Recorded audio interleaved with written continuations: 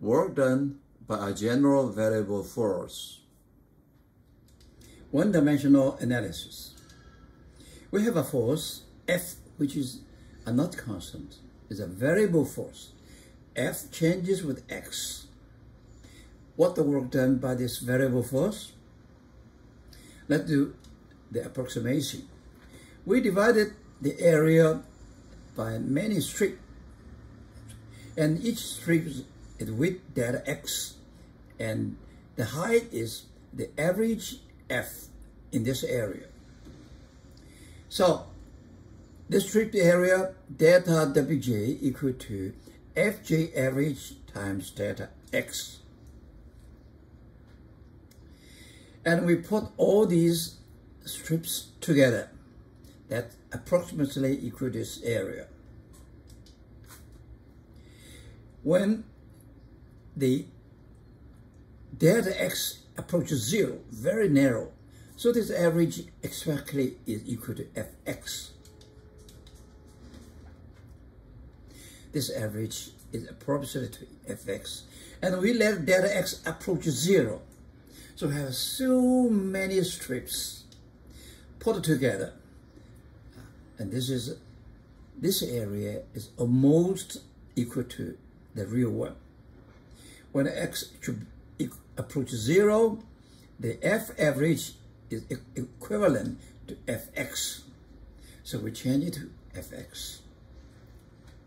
And we look at this one, sigma limit epsilon. This is the definition of integration by Newton.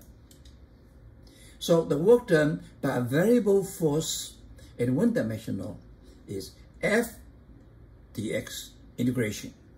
From where to where? From x equal to xi to x equal to x final. That's the conclusion. We're doing this one, this area, delta x plus 0, like this one. Exactly the one we want. So we get the answer. The work done by a variable force is equal to integration. Three-dimensional analysis. Three-dimensional, the delta W equal to F dot dr. Because it's changing all the time, we take the very small dr. F, we know that equal to fxi plus fyj plus fck. Dr equal to dxi dy dk plus dzk. By definition, the dot product by two vectors equal to fx dx plus fy dy plus fz dz. Then we put them together, integration. The total W is equal. Integration is sigma integration.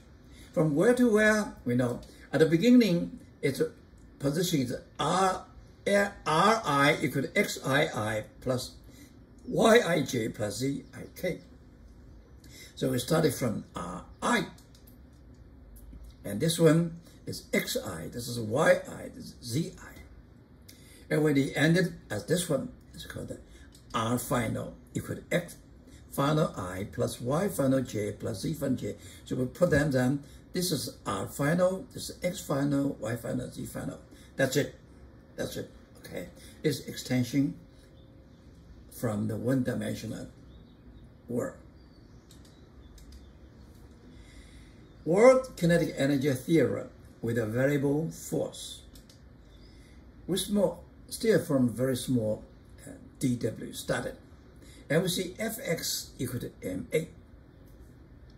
What is A? A is dv dt. And we know this differentiation, we can separate the denominator and the numerator. So we change dv with dx. We get a dv out, dx in. And what is this? dx dt is v. So it becomes v dt. And we put them inside, you get this half mv squared. You do the derivative half mv squared relative to the v, we get this one. Okay? So dw equal to d half mv squared. We rewrite this dw equal fx dx equal d half mv squared. And the total energy is the integration. So we do the integration, we get a total work. And let's see, when V equal to VI, X equal to XI. When V equal to VF final, X equal to F final. So this is the work done. This is a kinetic energy change. We do this one, okay? We do this one. So this one equal to half mv final squared minus half mv I squared. This is the final kinetic energy. This is the initial kinetic energy. So that is delta K. We prove works kinetic energy theory with a variable force. Sample. Force F, 3x squared I, 4j, with x in meters. X on the particle, changing only the kinetic energy of the particle. How much work is done on the particle as it moves from coordinates 2, 3 to 3, 0? Does the speed of the particle increase, decrease, or remain the same? As the formula, dw equals f dot dr. In this case, f is two-dimensional vector. So this two-dimensional, we write this one. This equal to fx dx integration plus fy dy integration.